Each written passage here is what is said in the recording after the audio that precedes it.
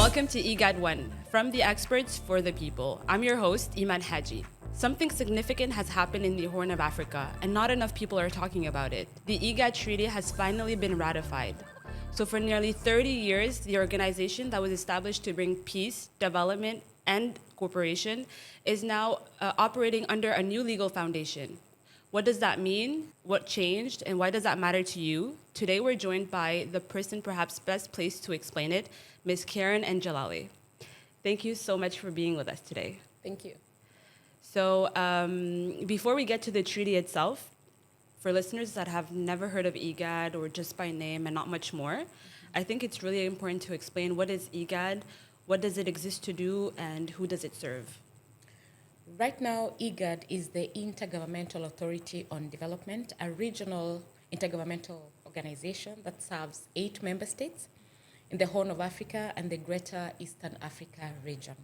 So IGAD provides a platform for coordination among its member states for issues such as peace and security, regional integration, economic cooperation, health and social development, migration management, humanitarian affairs, among others. So in essence, IGAD is the key regional framework that provides a platform for its member states to coordinate on shared challenges, to advance solutions to those shared challenges, and to also check on coordinated objectives and stability development. And why was IGAD founded? Initially, that's why I began by saying now IGAD, the Intergovernmental Authority on Development. But previously, in 1986, we had the IGAD with the double D, the Intergovernmental Authority on Drought and Development. And what led to that founding was the famine and desertification that had faced the region at that time. Not all the member states were member states at that time, but there was that shared challenge of drought and famine. And the heads of state opted to come together and form this organization to address the situations, having the headquarters in Djibouti. Then in 1996, they realized that after all, the platform was already addressing many more other challenges, including the peace and security and the ones I mentioned before. Yes. And in Addis Ababa in 1995, our heads of state and governments decided, look, let's now advance this because we are already addressing it, so now let us put it properly. And that is when now the agreement establishing IGAD was created, was to establish the new IGAD. Okay, thank you for that explanation. So now IGAD operates across peace and security, development, regional integration, and cooperation. What is the legal basis behind all that work? And why does having a strong constitutive instrument matter for how effective the organization can be? Absolutely, yeah. IGAD is a formal intergovernmental organization that has a legal personality, and it's founded under the agreement establishing IGAD of 1996. And this is the main instrument of our organization. IGAD has policy organs, which are the Assembly of Heads of State and Government, that is the topmost organ. We have our Council of Ministers, who are our oversight body. We have the Committee of Ambassadors, who are the advisory, and then the Secretariat, who led by the Executive Secretary, now who implements the decisions. So we have realized a lot of achievement over time, a lot of success. We have, through the peace and security, we have been able to support our member states to resolve conflicts, support our member states to even form governments. Mediation, we have not just the particular mediation in the essence that we know it, but we will also have the shuttle mediation. What is that? Shuttle mediation, Yes. like the back and forth. Oh, okay. Yes. So Karen, you've mentioned the 1996 agreement establishing IGAD. Does the new treaty replace it? Because I know that for nearly 40 years, that was the foundation behind everything IGAD did. Does it replace it? Absolutely, but what we have to make very clear is that it is still the instrument that we are on right now. Okay. Eventually, the treaty will replace the agreement establishing IGAD. So and not this yet. is not yet, but we are very close. Why we have begun all this and why it's important to have this whole sensitization is that we now have what we require for it to get into force is 2/3 of our member states depositing their instruments of ratification with the executive secretary. Right now, 2/3 out of 8 member states, that is 5. Okay. So far we have 5 deposits. 5 ratifications and 4 deposits. Okay. So we are waiting for the final member state to deposit, and we count the 60 days, and we get into force. When it gets into force, it now replaces completely the agreement establishing IGAD.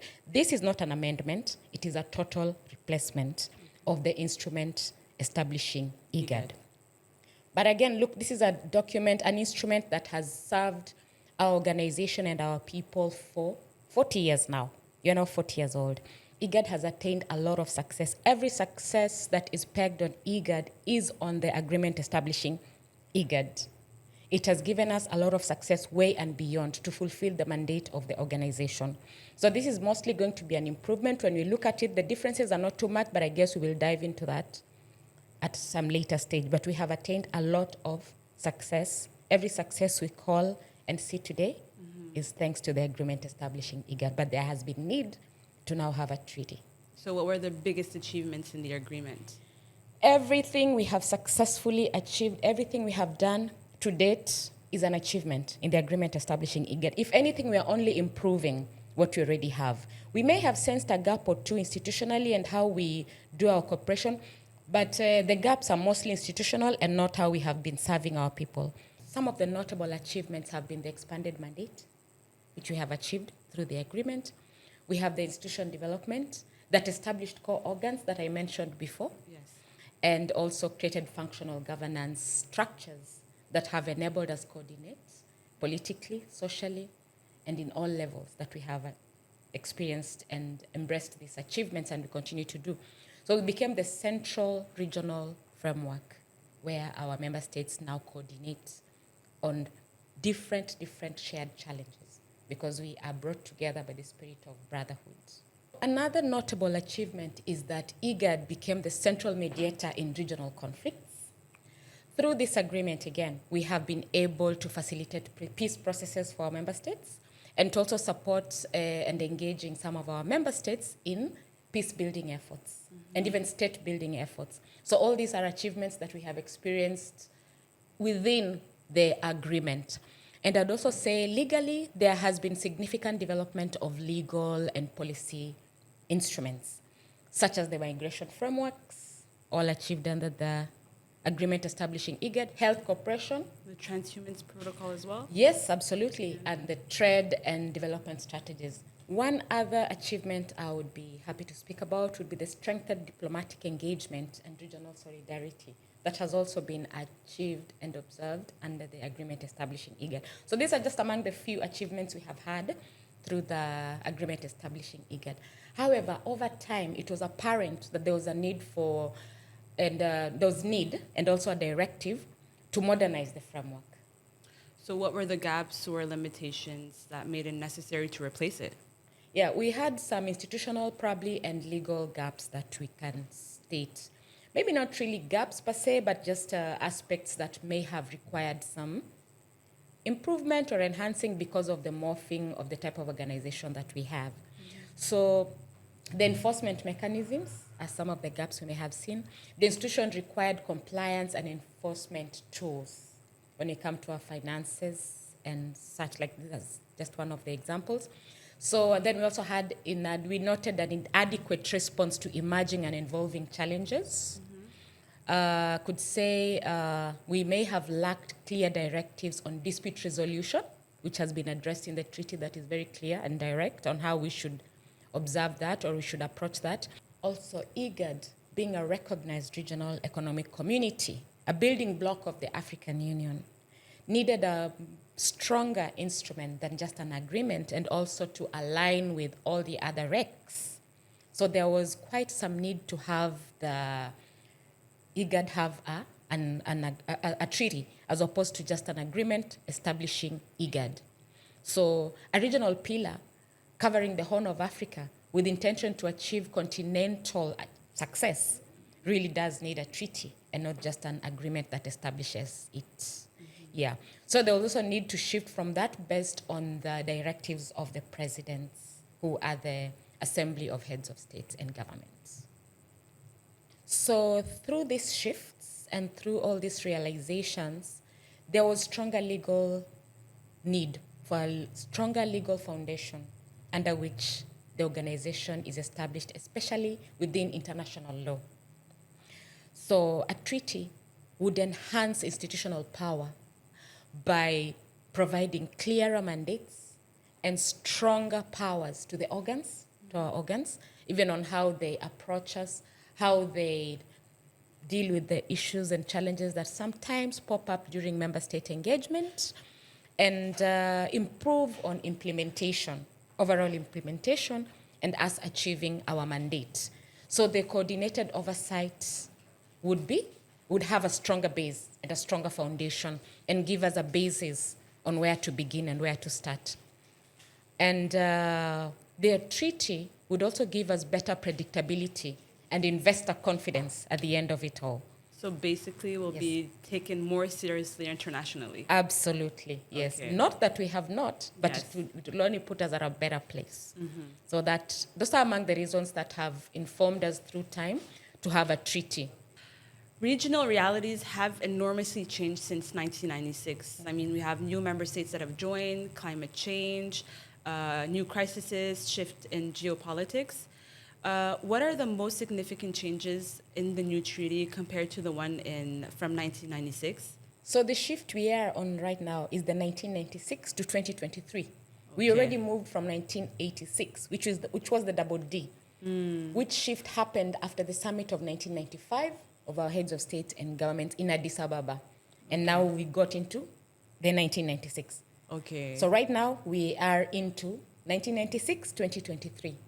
And you ask why these changes matter. Yes. They do matter mostly because they address the noted gaps and slight challenges that we experienced, as I have elaborated previously. And we can now only make our services smoother and better, because I would be happy to go deeper into the changes, comparing those in 96 and what we are anticipating and really looking forward to in the 2023. So why 1996 to 2023? So going back to the history of this prolonged journey, I would say it began in 1998, where IGAD committed to adhere to the African Economic Cooperation's requirements that TREX should have a treaty, because they are, and we are, a building block of the African Union.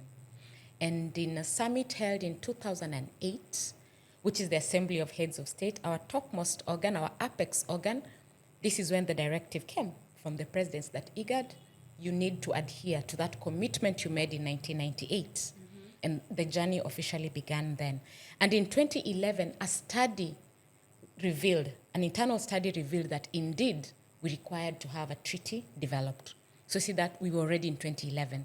And in 2012, during the 45th Council of Ministers, Yes. the study was validated. That study that indicated that we needed a treaty was validated Okay. by the Council of Ministers. And IGAD instructed to now proceed. That was in 2012. And negotiations therefore began in 2012, that very year, of the 45th Council of Ministers. Negotiations totally now kicked off Who are we negotiating with? with member states, internally and with member states. Okay. Exactly. And stakeholders a little bit, mostly because it's a member state organization, and it would be a member states document crafted by the member states, supported internally. Consultations were with the member states.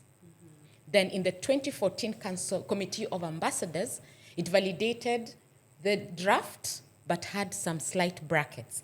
Brackets meaning there were issues either to be advanced or to be removed or to be amended or Revised. to be discussed, yes.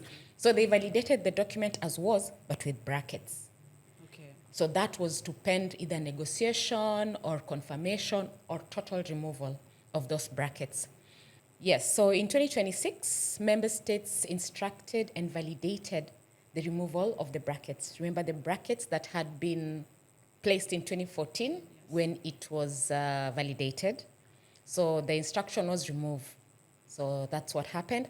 And in 2017, the Committee of Ambassadors went ahead to validate it, the treaty, now after the removal of the brackets. And in the 2019 13th Ordinary Session of the Assembly of Heads of State and Government, Yes. which really was a time when, as an institution, we looked forward so much for it to get adopted at that time. Again, it did not get adopted. Yeah. But this time, the heads of state and government gave a 10 instruction notice, not like 10 directives, Okay. and said, this is a good document, but you must follow all these 10 instructions given. So, were we back on the drawing board, or what was that? Because now those were a list of 10 instructions. Yes. You have to do this and do this and do this. So in 2020, the treaty was again reviewed internally, institutionally, to look at the directives of the president and see We could where respond to them. Absolutely. Okay. Because they were very clear. If you can address these 10, Yeah. then we will be good to Adopt. have it adopted. Yes. Exactly. So in 2020, after the internal review, in 2022, the legal experts, member states, began the review. Because at the end of it, we can just look at it internally, but at the end of it, we have to involve our member states. Of course. And in 2022, our legal experts met, and it was a wonderful time because they accepted to first meet virtually. Yes, it was a bit of a challenge for that, but eventually it was embraced and it was addressed, the first introductory and how we were to move with that. In 2023, the review continued, the review of the draft treaty, where we met our member states, Yes. of course with the Secretariat leading the process. Of course. Yes. So all our member states actively present.